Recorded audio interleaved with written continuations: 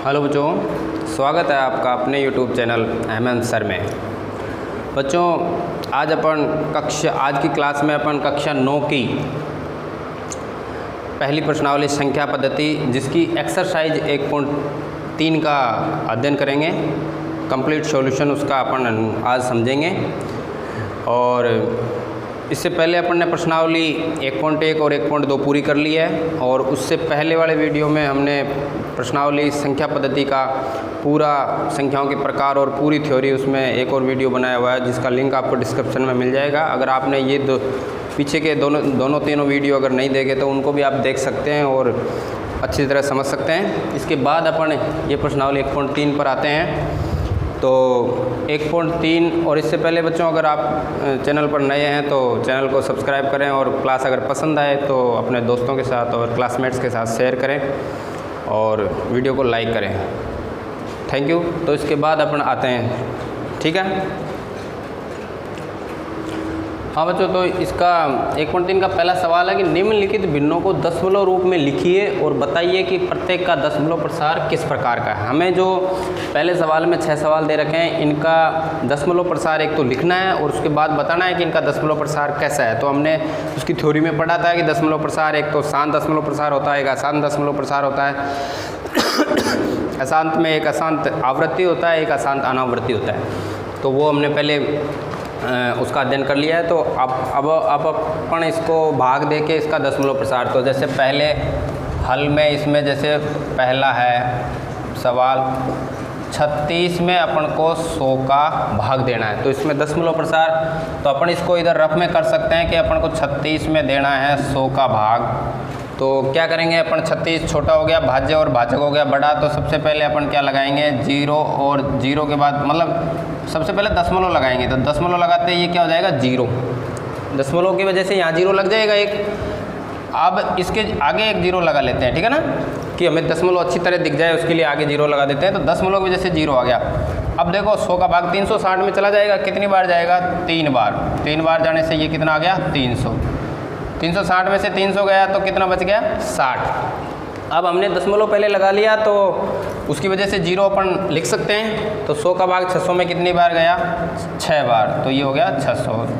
इधर आ गया शेषफल 0। तो कहने का मतलब 100 में जब 36 में 100 का भाग दिया तो हमारे पास आया बराबर 0.36 0.36।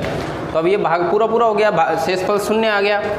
तो कहने का मतलब ये यही भाग पूरा हो गया। तो हमारा जो इसका दशमलव प्रसार है तो वो क्या आ जाएगा शांत दशमलव प्रसार, शांत दशमलव प्रसार। तो पहले का इसका आंसर क्या हो जाएगा शांत दशमलव प्रसार। इसको अपन यहाँ इसको रफ को मिटा सकते हैं, ये काम हमें रफ में करना है। तो पहले का जो आ जाएगा वो शांत दशमलव प्रसार, यही हमारा क्या हो जाएगा आंसर, ठीक है। इसी प्रकार अपना दूसरा सवाल है, तो दूसरा सवाल देखते हैं। दूसरा है 1/11। तो 1/11 का भी अपन इधर भाग देंगे, 1 में भाग देंगे 11 का, ठीक है। तो वही 1 में जाएगा नहीं तो 0 और दशमलव लगाएंगे तो क्या हो जाएगा 10। लेकिन दशमलव के बाद दशमलव लगाएंगे उससे 1 0 आ जाएगा। तो 1 0 आने के बाद भी जो भाज्य है वो भाजक से छोटा रह गया। तो अपन क्या करेंगे, इसमें भागफल में अपन 1 और 0 लगाएंगे तो यहाँ 1 और 0 लग जाएगा। समझ में आई बात। यहाँ पे जैसे देखो ये विशेष ध्यान देने वाली बात है कि अगर जो 1 दशमलव लगा उससे 1 0 बढ़ाएगा, एक साथ वो 1 ही 0 लगा सकते हैं उसकी वजह से। फिर भी अगर छोटा पड़ रहा है तो हमने 1 0 और लगाया, तो 0 लगाया तो 1 0 और आ गया। अब 11 का भाग 100 में चला जाएगा, कितनी बार जाएगा 11 नाम 99। 99 जाते 100 में से 99 गया तो पीछे कितना रह गया 1 आ गया। दशमलव की वजह से हम 1 0 लगा सकते हैं, लेकिन 1 फिर छोटा रह गया तो फिर हमें 0 लगाना पड़ेगा। या 0 लगाते हैं फिर 100 हो गया, और 100 में फिर जाएगा 9 बार, तो ये 99 में फिर आ गया हमारे पास 1। तो ये प्रक्रिया बार बार चलती रहेगी, 0 9 0 9 ये आगे ऐसे चलता रहेगा। तो कहने का मतलब इसका जो भाग आया तो भाग देने से तो वो क्या आ गया 0.09 ऐसे आगे बढ़ता जा रहा है। इसको अपन इस शॉर्ट रूप में लिखें तो इसको लिख सकते हैं 0.9 के बार, क्योंकि 0.9 बार बार रिपीट हो रहा है। तो अपन 0.9 पे हमने ऊपर क्या लगा दिया बार, और इस बार का मतलब है कि 0.9 0.9 0.9 बार बार आता जा रहा है, ठीक है। तो ये इसका दशमलव तो रूप तो हो गया। अब इसको बताना है कि ये दशमलव प्रसार शांत है या अशांत है। तो देखो ये क्या हो गया, अशांत आवृत्ति हो गई, अशांत आवृत्ति। तो इसका दशमलव प्रसार हो गया अशांत आवृत्ति दशमलव प्रसार। तो इसका जो दशमलव प्रसार कैसा हो गया, अशांत आवृत्ति। और अशांत आवृत्ति को क्या अनवसानी आवृत्ति भी कह सकते हैं। इसका दूसरा नाम क्या है, अनवसानी आवृत्ति। इसका दूसरा नाम क्या है, अनवसानी आवृत्ति दशमलव प्रसार। इसका दूसरा नाम ये भी है, ठीक है। तो दोनों नाम अपन एक ही चीज़ है। ये इसको अशांत आवृत्ति दशमलव प्रसार भी कह सकते हैं और अनवसानी आवृत्ति दशमलव प्रसार भी कह सकते हैं, ठीक है। तो ये दूसरा हमारा सवाल पूरा हुआ। इसी तरह मैं तीसरा सवाल देखता हूँ इसका। तो तीसरा सवाल है हमारे पास 4 सही 1/8। तो 4 से 1 ये मिश्र भिन्न के रूप में। तो सबसे पहले इसको साधारण भिन्न में बनाते हैं। तो देखो 8 चौक 32 और 1 33/8। 33/8 आ गया।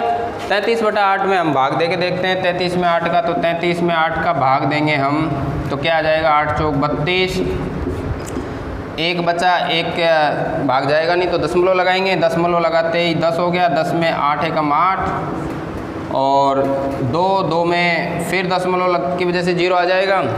फिर 8 दूनी 16 और फिर घटाएंगे 4, फिर दशमलव की वजह से 0 आ जाएगा। फिर 8 पंजो 40, तो ये 0 आ गया। तो कहने का मतलब हम 33 में भाग दिया तो कितने बार गया, ये आया हमारे पास 4.125। अब देखो यहाँ शेषफल 0 आ गया, मतलब भाग पूरा हो गया। भाग पूरा हो गया तो हमारा कंप्लीट हो गया। तो अब ये दशमलव प्रसार तो कंप्लीट हो गया। अब इसको बताना है कि ये शांत है कि अशांत है। तो ये पूरा हो गया, इसका मतलब शांत दशमलव प्रसार है। तो इसको हम कह सकते हैं कि ये कौन सा प्रसार है, शांत दशमलव प्रसार। ये शांत दशमलव प्रसार प्रकृति का है ये, ठीक है। तो ये हमारा ये हो गया। उसके बाद अगला है चौथा सवाल। चौथा सवाल इसका हो गया हमारे पास, ये इसका आंसर हो गया। चौथा सवाल हो गया 3/13। तो 3 में वही 13 का भाग देना है। इसी पहले वाले जो भाग, ये जो भाग करने हैं वो अपन को रफ में करने हैं, तो इनको अपन मिटा सकते हैं।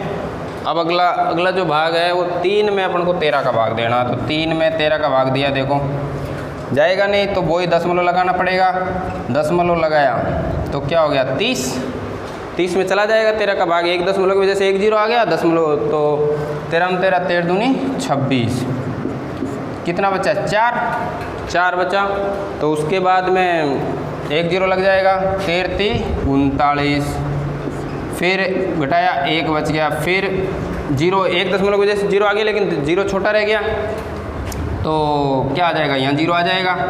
तो यहाँ 0 आते ही 100 हो जाएगा। 100 में कितनी बार जाएगा, 13 का भाग जाएंगे तो 13 का भाग देंगे तो 13 7 91 होता है। तो 13 7 91 गया। 91 में 100 में 91 गया तो कितना बचा, 9। और 9 के बाद 9 में दशमलव की वजह से 0 आ ही जाएगा। तो ये 0 लगा दिया। 0 लगाते ही क्या हो गया, हाँ। तो इसमें भाग दे रहे थे अपन, 13 में 90 आ गया, यहाँ से 9 बच गया, 90 तो 13 छक्की 78, 13 छक्की 78। तो ये देखो 78 कितने बचे, यहाँ से 2 बच गया, यहाँ से 1 बच गया, 12 बच गए। 12 में बायक जाएगा नहीं तो 0 लगा सकते हैं। तो कितनी बार चल गया, 13 नाम है 117, 13 नाम है 117। तो 117 हो गया, यहाँ से बच गया 3। अब देखो 3 शुरू में 3 था हमारे पास, वापस 3 आ गया। 3 आ गया तो वापस जैसे वही 0 लगाएंगे तो 13 दूनी 26, वापस मतलब वही भाग आ जाएगा। 13 दूनी 26, पीछे रहेगा 4 40, फिर 33 39। कहने का मतलब 2 3 0 ये यहाँ तक, उसके बाद वापस रिपीट हो जाएगा। तो कहने का मतलब इसका जो भागफल आएगा वो क्या आ जाएगा हमारे पास, 0.230769। 9 के बाद में वापस रिपीट हो जाएगा। ये क्या आ जाएगा, 230769, ऐसे वापस रिपीट होता चला जाएगा। तो वापस रिपीट होता चला जाएगा, इसका मतलब बार लग जाएगा। तो ये बार हो जाएगा 2 3 0 7 6 9 और इसके क्या लग जाएगा बार, क्योंकि ये संख्या बार बार आ जाएगी। वापस ये पूरी होने के बाद फिर बार आ जाएगी, तो ऐसे चलता रहेगा ये आगे, ठीक है। तो ये आगे चलता रहेगा, तो आगे चलता रहेगा, इसका मतलब ये दशमलव प्रसार कौन सा हो जाएगा, अशांत आवर्ती दशमलव प्रसार। तो इसका जो दशमलव प्रसार हो जाएगा वो कैसा हो जाएगा, अशांत आवृत्ति दशमलव प्रसार, ठीक है, ऐसा हो जाएगा। इसका वही दूसरा नाम भी कह सकते हैं अपन, अनवसानी आवृत्ति दशमलव प्रसार। तो ये इसका आंसर हो जाएगा, ठीक है। तो ये 4 सवाल हो गए। इसके बाद अपन आगे आते हैं। उसके बाद इसका 5वां सवाल है बच्चों, 5वां नंबर का 2/11। 2/11 इसका अपन को दशमलव प्रसार देखना है। तो पहले वही 2 में भाग देते हैं 11 का। तो 11 का भाग देंगे तो देखो क्या दशमलव तो लगाना पड़ेगा, इसलिए 20 आएगा। तो 11 एकम 11, तो 11 बार गया भाग, कितना बचा, 9 बचा। 9 बचा, 9 के बाद दशमलव की वजह से 0 आ ही जाएगा, और 0 आ जाएगा तो क्या आ जाएगा, 11 8 88, क्या आ जाएगा 88। 88 आते ही क्या बच गया, 2 बच गया, तो वापस 2 आ गया। तो कहने का मतलब वही 0 और 11 एकम 11, फिर भाग जाएगा, 8 बचेगा, फिर 9 बचेगा। 9 में फिर 0 दशमलव की वजह से 0 आ जाएगा, तो फिर 8 बार जाएगा। कहने का मतलब ये 1 8 1 8 ये चलता रहेगा। तो कहने का मतलब इसका जो दशमलव प्रसार आ जाएगा वो आ जाएगा 0.181818 ऐसे, ये 1 8 1 8 चलता रहेगा। तो इसको अपन अगर दूसरे तरीके से अगर छोटे रूप में लिखेंगे तो 1 8 का बार, दोनों संख्याएं बार बार रिपीट हो रही, तो 1 8 का बार हो जाएगा। अब 1 8 का बार हो गया, तो ये बार बार आ रहा है, तो क्या हो जाएगा, अशांत आवृत्ति दशमलव प्रसार। तो इसका हो जाएगा अशांत आवृत्ति दशमलव प्रसार। इसका जो क्या दशमलव प्रसार कैसे हो जाएगा, अशांत आवृत्ति दशमलव प्रसार, ये इसका आंसर हो जाएगा, ठीक है। इसी तरह इसका लास्ट सवाल है 6 नंबर। तो 6 नंबर सवाल है हमारे पास 329/400, ये सवाल है 329/400। तो इसका भी अपन दशमलव प्रसार निकालने के लिए भाग देना पड़ेगा। तो 329 में भाग देना है अपन को 400 का। तो 400 का जाएगा नहीं, सबसे पहले वही दशमलव लगाना पड़ेगा। दशमलव लगाते ही ये हो जाएगा 0, और 0 लगाते ही देखो 8 बार चला जाएगा, मतलब 8 चौक 3200 आ जाएंगे 8 बार जाने से। तो हमारे पास बच जाएंगे 90, ठीक है, 90 बच जाएंगे। 90 में फिर नहीं जाएगा, तो 1 0 तो इस दशमलव की वजह से ही आ जाएगा। तो 4 दूनी 8, 2 बार चला जाएगा 800, 2 बार जाते ही क्या हो जाएगा इधर 100 बच गया। फिर दशमलव की वजह से 1 0 आ जाएगा, फिर दोबारा चला जाएगा 4 दूनी 800, फिर यहाँ से 200 बच जाएंगे, ठीक है। 200 के बाद फिर 1 0 और लगा सकते हैं दशमलव की वजह से। तो ये कितने बार चला जाएगा, 5 बार, क्योंकि 4 5 20 होता है, तो 405 हो जाएगा 2000, शेषफल आ गया 0। तो कहने का मतलब इसका जो दशमलव प्रसार आया हमारे पास 0.822 और 5, ये आ गया। 5 पर भाग पूरा हो गया, क्योंकि शेषफल 0 आ गया, तो ये 5 भाग पूरा हो गया। तो अब इसका ये भाग पूरा हो गया, तो क्या कौन सा प्रसार हो जाएगा, शांत दशमलव प्रसार। कैसा हो जाएगा, शांत दशमलव प्रसार, ये हो गया शांत दशमलव प्रसार। इसका प्रसार कैसे हो जाएगा, शांत दशमलव। तो इस प्रकार अपन ने ये पहले प्रश्न के 6 सवाल थे, बहुत ही आसान तरीके से, सबसे सरल तरीके से अपन ने इसको दशमलव प्रसार निकाला। और फिर दशमलव प्रसार के बाद अपन ने उसको अशांत है कि शांत है, कि अशांत आवृत्ति है कि अशांत अनावृत्ति है, कि वो सब सारा अपन ने इसमें लिख दिया। तो इस प्रकार ये पूरे हुए, ठीक है। हाँ बच्चों, तो इसका दूसरा सवाल है, ये कह रहा है कि आप जानते हैं कि 1/7 को लिख सकते हैं 0.142857 का बार है। वास्तव में लंबा लंबा भाग दिए बिना क्या आप यह बता सकते हैं कि 2/7, 3/7, 4/7, 5/7 और 6/7 के दशमलव प्रसार क्या है? यदि हाँ तो कैसे? कहने का मतलब 1/7 का हमें दे रखा है और बिना भाग किए हुए हमें इनके दशमलव प्रसार बताने हैं। तो इसके लिए बच्चों देखो कैसे करेंगे कि हल में कि हमें दिया हुआ है कि यदि 1/7 बराबर दे रखा है हमें 0.14285 और इसका बार ये दिया हुआ है। अब हमें 2/7 इनका ज्ञात करना है इसके आधार पर बिना भाग दिए हुए। तो इसके लिए देखो क्या करेंगे कि हमें मान लो अब यदि ये दिया हुआ है तो अब हमें 2/7 का मान ज्ञात करना है। तो 2/7 को देखो मैं एक तरह से ऐसे लिख सकता हूँ 2 गुणा 1/7। इसमें कोई गलत नहीं है कि हमने अलग अलग कर लिया, 2 को अलग 1/7 को अलग। अब हमें पता है कि 1/7 की जगह ये लिख सकता हूँ, तो मैंने इसको लिख दिया 2 गुणा 1/7 की जगह लिख दिया 0 1 4 2 8 और 5 और 7 और इसका लगा दिया मैंने बार, पूरे पे बार है। ठीक है, 2 आगे लिख दिया, 1/7 की जगह ये लिख दिया क्योंकि हमें 1/7 बराबर ये दिया हुआ है तो हमको इसकी जगह लिखने में कोई दिक्कत नहीं है। अब क्या करेंगे अपन इसका गुणा कर देंगे।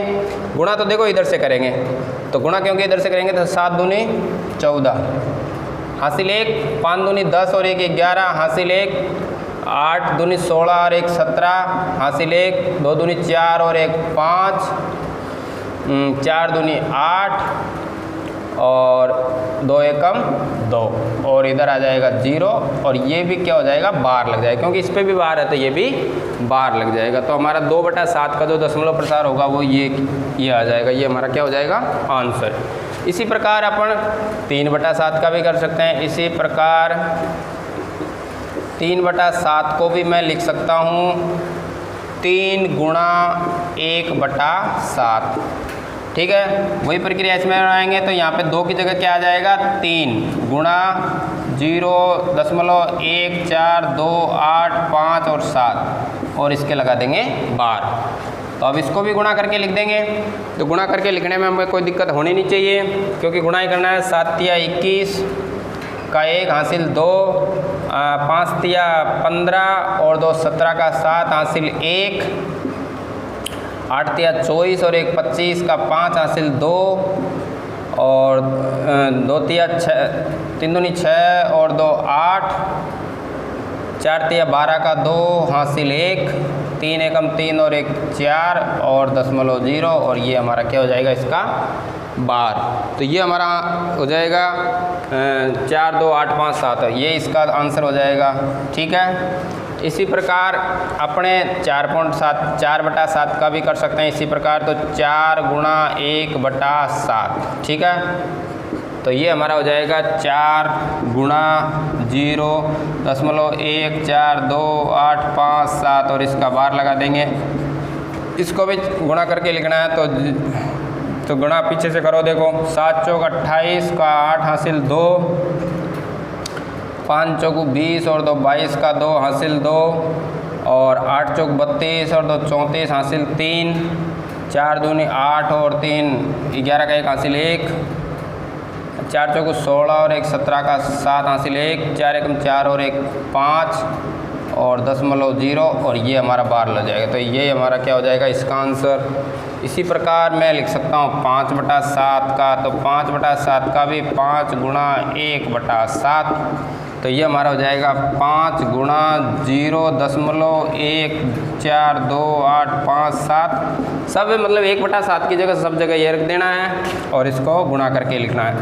तो ये हो जाएगा 7 पंजे 35 का 5 हासिल 3, 5 25 और 3 28 हासिल 2, 8 पंजे 40 और 2 42 हासिल 4, 5 दूनी 10 और 4 14 का 4 हासिल 1, 5 दूनी 10 और 4 14 का 4 हासिल 1, 4 पंजे 20 और 4 दूनी 8 14 हासिल 1, 4 पंजे 20 और 1 21 हासिल 2 और 5 एकम 5 और 2 7 और ये दशमलव 0 इधर आ जाएगा। तो ये हमारा इसका आंसर हो जाएगा। ठीक है, इसी प्रकार अपन 6/7 का भी कर सकते हैं। तो 6/7 का हो जाएगा 6 गुणा 1/7 1/7 की जगह वो रख सकते हैं। तो 6 गुणा 0.0 0.142857 और इसके बार लगा देंगे तो ये हमारा हो जाएगा 6 7 42 का 2 हासिल 4, 5 के 30 और 4 34 हासिल 3, 8 छक्के 48 और 3 51 हासिल 5 और 6 दूनी 12 और 5 17 हासिल 1, 6 चौका 24 और 1 25 का 5 हासिल 2 और 6 एकम 6 2 8 और ये दशमलव। तो ये हमारा इसका आंसर हो जाएगा। तो कहने का मतलब अपन ने बिना भाग लंबी भाग प्रक्रिया के हम इसके मान निकाल सकते हैं। तो ये अपने 2/7 का ये हो गया, 3/7 का ये हो गया। इस प्रकार हमारे ये सारे आंसर हो गए। ठीक है, तो ये हमारे दूसरा सवाल पूरा हुआ। ठीक है, तो बहुत ही आसान तरीके से अपन इस सवाल को कर सकते हैं। हाँ बच्चों, तो इसका तीसरा सवाल है कि निम्नलिखित को P/Q के रूप में व्यक्त कीजिए जहाँ P और Q पूर्णांक है तथा Q ≠ 0 है। ये हमें दिए हुए हैं कुछ दशमलव वाले और इनको अपन P/Q के रूप में लिखते हैं। तो पहला सवाल है जैसे इसका तीसरे का कि 0 और 0.6 और इसके बार लगा हुआ है। तो सबसे पहले इसमें इसको मानेंगे, माना x बराबर 0.6 बार दिया हुआ है। तो इस बार को मैं ऐसे भी लिख सकता हूँ 0.66666 मतलब 6 बार का मतलब 6 बार रिपीट हो रहा है। ठीक है, तो अब इस तरह के सवालों में देखो ध्यान देने वाली बात यह है कि जैसे बार जितनी संख्याओं पे लगा होता है ना, जैसे एक संख्या पे बार लगा है तो अपन क्या करते हैं, इन दोनों पक्षों को 10 से गुणा करते हैं। अगर 2 संख्याओं पर बार लग रहा है तो 100 से करते हैं, 3 संख्याओं पर बार लग रहा है तो 1000 से। तो अपने इसमें एक संख्या पे बार लगाया तो यहाँ पे लिखेंगे कि दोनों पक्षों को 10 से गुणा करने पर, 10 से गुणा करने पर, और ये जो है इसको समीकरण 1 दे दो। ठीक है, दोनों पक्षों को 10 से गुणा कर दिया तो गुणा किया तो ये क्या आ गया, 10 से इसको गुणा किया तो 10x और इसको 10 से गुणा करेंगे ना तो ये 1 6 इधर आ जाएगा तो 6.666 ये आगे बढ़ते जाएंगे। देखो 0.666 इसको अगर अपन 10 से गुणा करेंगे तो क्या हो जाएगा, 1 6 दशमलव से आगे बढ़ जाएगा और ऐसे ये आगे बढ़ता जाएगा। ठीक है ना, इस तरह मतलब क्योंकि एक अंक छोड़ के पॉइंट लगेगा ना तो अंक अगर आगे इधर खिसक जाएगा तो 1 6 इधर आ जाएगा। ठीक है, इसका ध्यान रखना है। तो ये हो गया, इसको समीकरण 2 दे दो। अब क्या करेंगे अपन, समीकरण 2 में से समीकरण 1 को घटाएंगे। तो यहाँ लिख देंगे कि समीकरण 2 में से समीकरण 1 को घटाने पर, तो देखो इस तरह के सवाल की ये एक फिक्स प्रक्रिया है, इसके तहत करेंगे तो अपन बहुत ही आसानी से कर सकते हैं। तो 2 में से 1 को घटाने पर मतलब 2 लिख दिया मैंने, 10x बराबर 6.666 ये, और 1 इसके नीचे लिख दिया और वो था 0.666 से। ठीक है, इसको घटाया तो ये घटाया तो 10 में से 1x गया तो पीछे कितने रहे, 9x, और इसमें से घटाएंगे तो देखो ये सबके नीचे तो ये है तो यहाँ से 6.0000 ऐसे बढ़ता जाएगा। तो इसको मैं ऐसे भी लिख सकता हूँ 9x बराबर 6, तो x बराबर आ जाएगा 6/9। 9 इधर भाग में चला जाएगा, ये 3 से कट जाएंगे, 3 तिया 9 और 3 दूनी 6, 3 से दोनों कट जाएंगे तो x का मान क्या आ गया हमारे पास, 2/3। तो x जो माना था वो हमारे का आ गया 2/3 अर्थात ये P/Q के रूप में आ गया। और तो यही हमारा क्या हो जाएगा इसमें आंसर, ये इसको P/Q के रूप में लिख दिया। इस प्रकार अपन इसको P/Q के रूप में लिख सकते हैं। ठीक है, तो अपन आगे देखिए इसको। हाँ, तो इसका दूसरा सवाल है, अब आगे दूसरा सवाल है ये कि 0.47 और जो 7 के ऊपर बार लगा हुआ है तो इसको वही मानेंगे कि माना x बराबर हो गया 0.47 और 7 के ऊपर बार लगा हुआ है तो इसको मैं लिख सकता हूँ x बराबर 0.4777 ऐसे। अब 7 के ऊपर बार लगा हुआ है इसका मतलब 7 रिपीट होगा वापस। ठीक है, इसको दे दिया मैंने समीकरण 1। अब इसमें भी देखो एक संख्या के ऊपर बार लगा हुआ था तो अपन क्या करेंगे, 10 से गुणा करेंगे। तो यहाँ पे लिख देंगे दोनों पक्षों को 10 से गुणा करने पर, दोनों पक्षों का मतलब LHS और RHS, दोनों पक्षों को 10 से गुणा करने पर, 10 से गुणा करने पर, तो 10 से गुणा किया तो ये भी हो गया हमारे पास 10x, और ये 10 से गुणा करेंगे तो एक अंक आगे आ जाएगा, तो ये हो जाएगा 4.7777, ये ऐसे, और इसको दे दिया मैंने समीकरण 2। वही प्रक्रिया अपनानी है, समीकरण 2 में से समीकरण 1 को माइनस करना है। तो यहाँ लिख दो समीकरण 2 में से समीकरण 1 को घटाने पर, क्या करने पर, घटाने पर, तो घटा दो। तो घटाने के लिए पहले 2 समीकरण को लिख दो, 7 7 7 7 ऐसे आगे बढ़ता जा रहा है, और 1 हो जाएगा हमारा x बराबर 0.4777 ऐसे, ठीक है। इसको घटाया, इधर लगाया तो ये 10 में से वापस ये 9x बचा, और ये देखो यहाँ तो 4.7 में से 4 गया 3, और बाकी तो 0 0 बच जाएंगे, ठीक है ऐसे। तो इसको मैं ऐसे भी लिख सकता हूँ 9x बराबर 4.3, क्योंकि आगे तो 0 है सब जगह सारा, तो x बराबर हो जाएगा 4.3/9, 9 इधर चला जाएगा। अब देखो ये 10 से दशमलव हटाएंगे तो क्या होता है कि जैसे ऊपर दशमलव हटाएंगे तो नीचे 10 से गुणा हो जाता है, तो ये हटाते ही नीचे क्या हो जाएगा 10 से गुणा हो जाएगा, तो x बराबर क्या हो जाएगा 43/90, ये हमारा क्या हो जाएगा आंसर। तो इस प्रकार अपन ये 0.47 बार को जो दशमलव में लिख सकते हैं, तो ये p/q के रूप में लिख सकते हैं, तो ये हमारा क्या हो जाएगा इसका आंसर, ठीक है। इस प्रकार इसका तीसरा सवाल है, देखो तीसरा सवाल है हमारे पास इसी का 0.001 और तीनों के ऊपर बार लगा हुआ है, इसमें तीनों दशमलव के बाद 3 अंक है, तीनों के ऊपर बार लगा हुआ है, तो वही प्रक्रिया इसमें अपनानी है। तो माना x बराबर 0.001 और इस पर क्या लगा दिया बार, इसको मैं ऐसे भी लिख सकता हूँ कि x बराबर 0.001, अब तीनों के ऊपर बार लग रहा है तो तीनों रिपीट होगी 001 ऐसे, 001 001 001 ऐसे ऐसे आगे बढ़ती जाएगी, ठीक है। और इसको दे दिया मैंने समीकरण 1, ठीक है।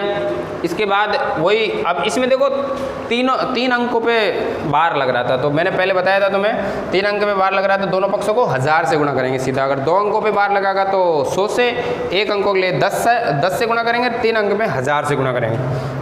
तो यहाँ लिख देंगे दोनों पक्षों को 1000 से गुणा करने पर, तो 1000 से गुणा किया तो ये हमारा आ गया 1000x, और 1000x से गुणा करेंगे ना इसको, तो देखो 10 से गुणा करते थे 1 अंक आगे आता था, इसमें 3 अंक आगे आ जाएंगे। 3 अंक का मतलब ये 001 और फिर लग जाएगा 001 001 ऐसे, तो ये आ जाएगा समीकरण 2, ठीक है।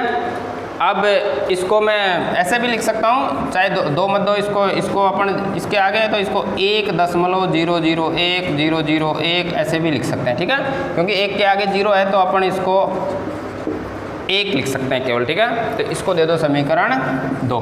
वापस वही समीकरण 2 में से समीकरण 1 को घटाने पर, तो यहाँ लिख देंगे कि समीकरण 2 में से समीकरण 1 को घटाने पर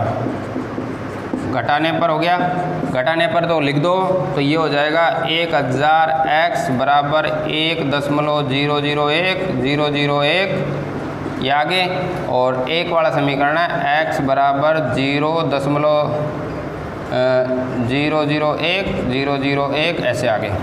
इसको घटा दो, इधर माइनस, तो ये देखो 1000 में से x 1000x में से x जाएगा तो कितना बच जाएगा 999x, और यहाँ पे देखो दशमलव के बाद तो सेम है, तो दशमलव के बाद तो सेम है, तो यहाँ आ जाएगा 1.00000 सब, ठीक है। तो मैं इसको ऐसे भी लिख सकता हूँ 999x बराबर 1, तो x बराबर आ जाएगा हमारे पास 1/999, तो यही हमारा क्या हो जाएगा आंसर। इसका मतलब ये p/q के रूप में आ गया, तो x का मान क्या हो जाएगा हमारे पास जो हमने माना था वो 1/999। तो इस प्रकार ये तीसरे सवाल के तीनों सवाल कंप्लीट होते हैं, ठीक है। हाँ, तो इसका चौथा सवाल है बच्चों कि 0.9999 डैश चल रहा आगे को p/q के रूप में व्यक्त कीजिए क्या आप अपने उत्तर से आश्चर्यचकित है और अपने अध्यापक तथा कक्षा सहयोगियों के साथ उत्तर की सार्थकता पर चर्चा करो। वही प्रक्रिया जैसे अपन ने तीसरा सवाल किया था, सेम उसको P बटा Q के रूप में लिखना है। तो इसको भी अपन कर रहे हैं। देखो पहले सबसे पहले माना, वही प्रक्रिया अपनानी है। माना x बराबर इसको मान लेते हैं 0.99999, ये आगे ऐसे चल रहा है, ठीक है। अब ये आगे चल रहा है तो इसको समीकरण क्या दे दो 1। उसके बाद अब देखो ये 9 बार बार रिपीट हो रहा है, इसका मतलब 9 के ऊपर बार आ जाना चाहिए था, और 9 के ऊपर बार नहीं, इसको सीधा दे रखा है। तो 9 एक संख्या रिपीट हो रही है, तो इसको अपन लिख देंगे दोनों पक्षों को 10 से गुणा करने पर। दोनों पक्षों को 10 से गुणा करने पर, 10 से गुणा करने पर, दोनों पक्षों को 10 से गुणा किया तो ये हमारे पास आ गया 10x, और एक अंक आगे आ जाएगा तो 9.99999, और ये आगे चलता जाएगा ऐसे। इसको दे दिया मैंने समीकरण 2। सेम वही प्रक्रिया अपनानी है। समीकरण 2 को समीकरण 1 में, मतलब 2 में से 1 को घटाना है। तो यहाँ लिख दो समीकरण